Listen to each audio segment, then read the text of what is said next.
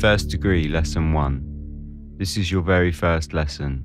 It is yours in a special way since the knowledge contained within it is sacred, secret and mysterious. This information has been treasured and carefully guarded since ancient times, for knowledge gives its possessor power.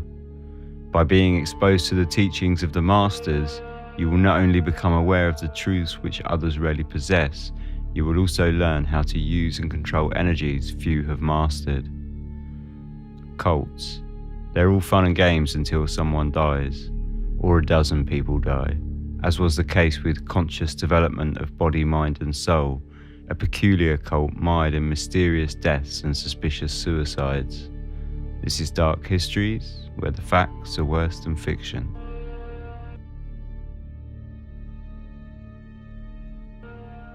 Terri Hoffman was born on March the 21st, 1938 in Fort Stockton, Texas.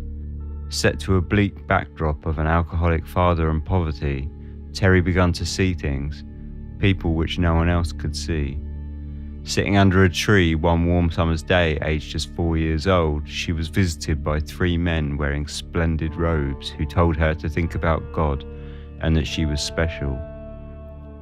Inconvenient as such visions are, there existed a brief hiatus in Terri's visions. As she thought about God, her mother gave birth to her stillborn sister, and then shortly after passed away from tuberculosis. It wasn't until she was 9 years old when her father, unable or unwilling to raise her alone, sent her to a Lutheran orphanage in Round Rock, that the visions came back to her more fluently. Whilst she sat alone, bullied and outcast, she was consoled by these visions of great masters who would tell her that she could be anything she wanted. She was special. The visions taught her of how to pray, and she even saw Christ himself. During her time at the orphanage, she learnt from one of the nuns about karma, reincarnation, and the Akashic records, a compendium encoded in a spiritual plane that told of all human events, thoughts, words, emotions, and intent ever to have occurred in the past, present, and future.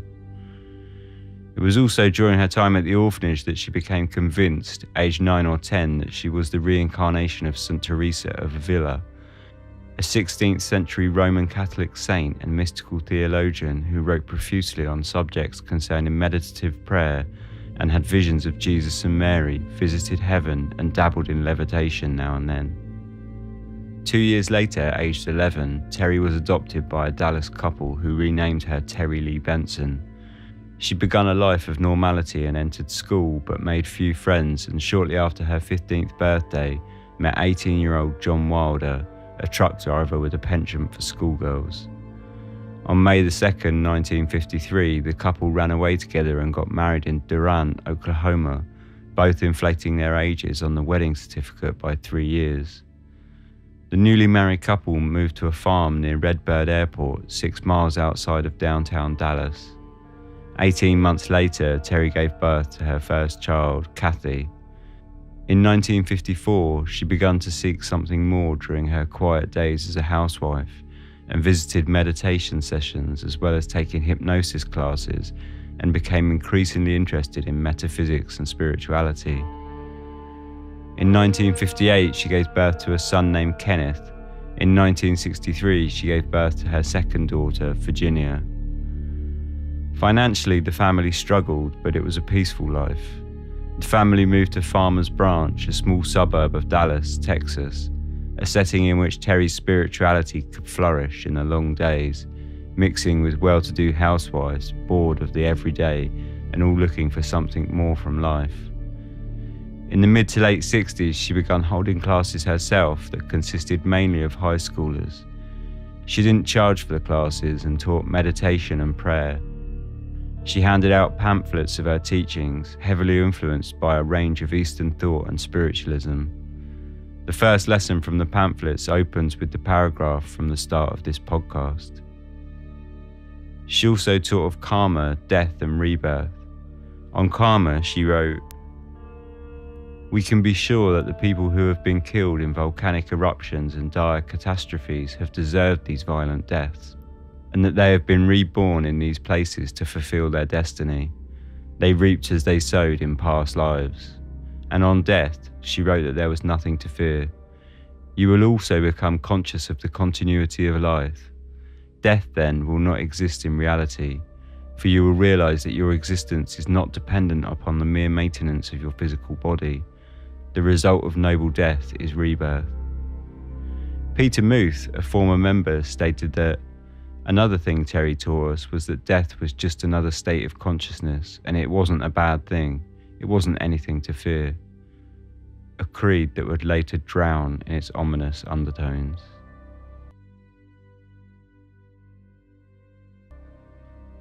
Terri's classes began to cause quite a stir, and Terri herself was becoming a local guru to her small tribe of hopeful devotees.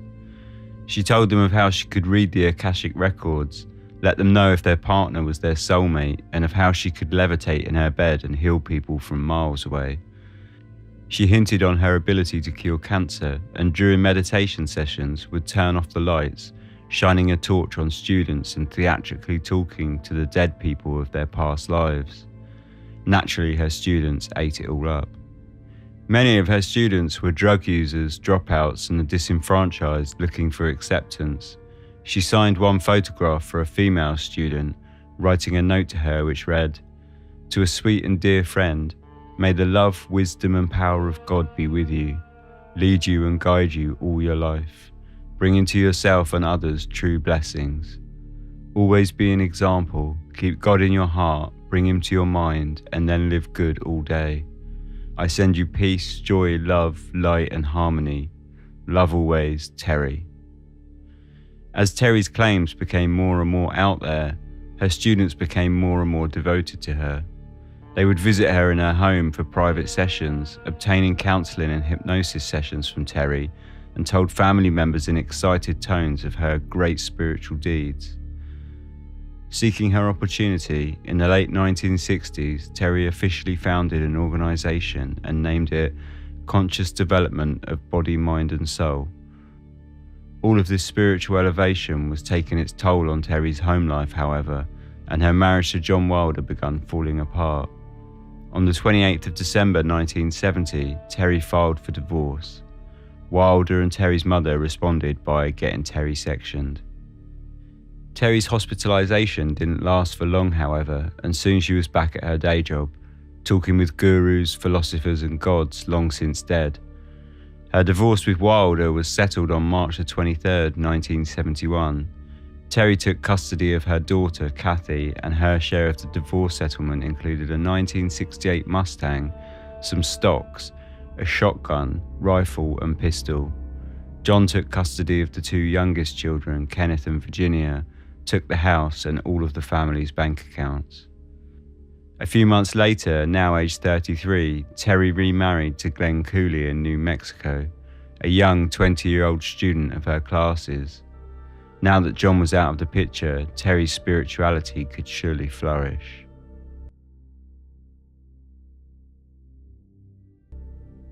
By the mid-1970s, conscious development of body, mind and soul was hitting big strides in Dallas. Terri was teaching her mantra to hundreds of the local residents, and the organisation's fame had begun to spread nationally, attracting thousands of interested followers. All proceeds were flowing directly into Terri's personal bank account. At its core, Terri had a devout band of long-term students, which she now deemed ready to become teachers in their own right. She was to be the master of masters. The group needed a higher purpose though, something to bind them together, and in 1977, Terri found just the answer for them. During her teachings, Terri began to enlighten the inner circle to the spiritual plane's darkest secrets, told to her by Plato and Babaji, a Hindu god, during her meditations. There were, according to Terri, a band of evil spirits named the Black Lords who disrupted the physical plane with their negative vibrations.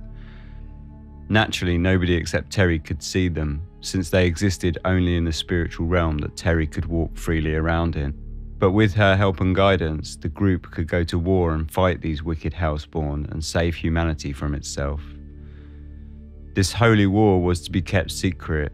No one outside of the inner circle should know of their practices, for danger of them falling prey to the Black Lord's negative vibes. The band of brave women and men of the inner circle were named the White Brotherhood, and Terri became the Anatomaji, a divine revelator. Instructions on how to rid the spiritual plane of the existence of Black Lords were a simple affair. To kill them, one must take them to the pits of hell where their soul and lower bodies will be dissolved.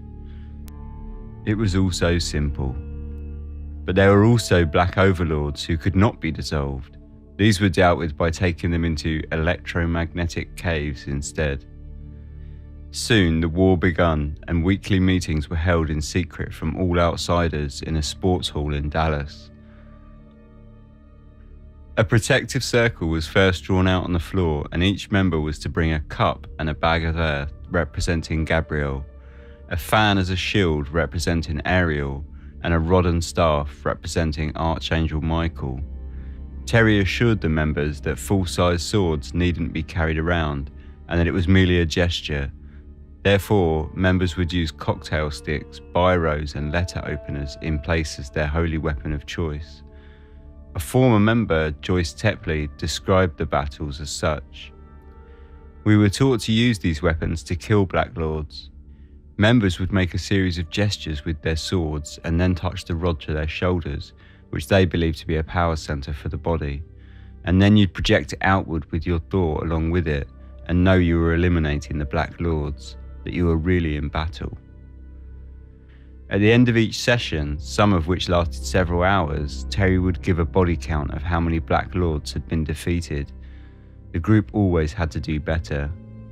There were emergency battles held, and the members would be called together to rush into battle. Each member was told to wear a robe that, when properly made, could lend them up to 15 times more power.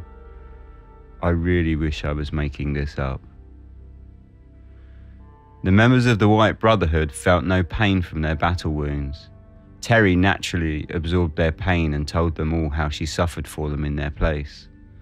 Black Overlords holding such great power as they did, and needing to be dissolved in electromagnetic caves, were often attaching themselves to members of the organization who had fallen out of favor, or family members of the White Brotherhood.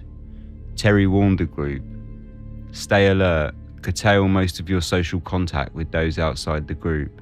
It's for their protection. The Black Forces may use them to get to you. Keep your sword near you, especially when you go to bed. Protect your animals, car, place of work, and your home with protection rituals." Terri began to sow the seeds of paranoia and fear deep into her flock.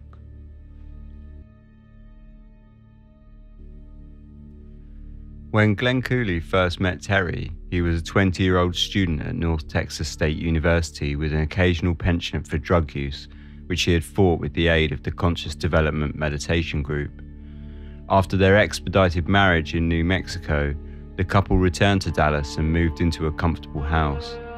With the success of conscious development of body, mind and soul, Terri had begun to expand on her literature, and Glenn partnered with Terri running the jewelry side of business, CD Gems, which sold handmade jewelry that offered protection for its members.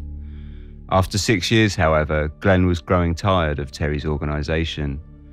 His mother later commented that he had come to her and confessed that he wanted out of it all. His wish soon became a reality, and on the 24th of November 1976, Terri filed for divorce, and 5 days later, Glenn filed a waiver to speed up the process. On January the 27th, 1977, the divorce was granted. Everything had been so smooth sailing that the pair remained working together throughout the proceedings. During the divorce, Glenn was awarded all proceeds that the pair would derive from CD Gems. 5 days later, however, Glenn was found dead in a cabin on Lake Grapevine owned by his parents. He was fully dressed, lying propped up in the bed. There was a half-empty can of beer on the dresser and a foam substance around his mouth. When they moved his body, police discovered 2 pills underneath him, and at the autopsy, traces of Valium and Librium, a hypnotic sedative of the benzodiazepine family of drugs, were found in his blood. Cause of death were attributed to suicide by drug overdose. His body was discovered by Terri and 2 other members of Conscious Development of Body, Mind and Soul, who claimed she had found a note in her safe on February the 2nd, one day after his death, that had been left by Glenn. The note read, "I, Glenn Cooley, give to Terri Cooley all of my property, both personal and real. This includes 2 boats, a 1972 Buick Limited, all jewellery and equipment for its making, all furnishings for the house on Dunhaven Road, and all cash. I ask that this last will of mine not be contested by anyone in any way for any reason. Last but not least, I give all of my love to all of my family and friends." Glenn had also signed over full ownership of the house to Terri 2 weeks prior. His final estate was valued at $2,565, a figure that deeply puzzled Glenn's parents, who estimated there to be around $85,000 worth of jewellery making equipment, metals and gems in their house. Glenn's mother had also found Terri's behaviour during the funeral highly suspicious. She said of Terri, "She was crying and talking, and then she would stop and look up at me to see my reaction. I didn't understand it." Terri, of course, denied this fact and spoke of the situation. "For them to blame me for Glenn's death is just totally awful. I did nothing but love that man. I tried to help him as long as we were married. I tried to help him after we were divorced." She also claimed that she had not felt things were right with Glenn for some time and had tried to talk him out of going to the cabin alone. However, there is another side to the story. Years later, in 1989, a former member of the group claimed that she and Terri had visited the cabin on the night of Glenn's death, and though Glenn was lucid at the time, he had already taken the fatal cocktail that ended his life. The purpose of this trip remains unknown. Furthermore, when Terri learned of Glenn's parents' intentions to testify against her at the inquest, Terri called Glenn's sister to warn her that there was every possibility that Glenn's history of drug abuse might come up in public. When word spread around Conscious Development of Body, Mind and Soul of Glenn's death, many members blamed the Black Lords.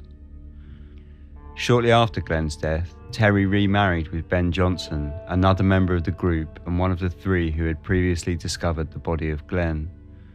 Terri also began taking blood from members of Conscious Development, telling them that it had become poisoned by the Black Lords.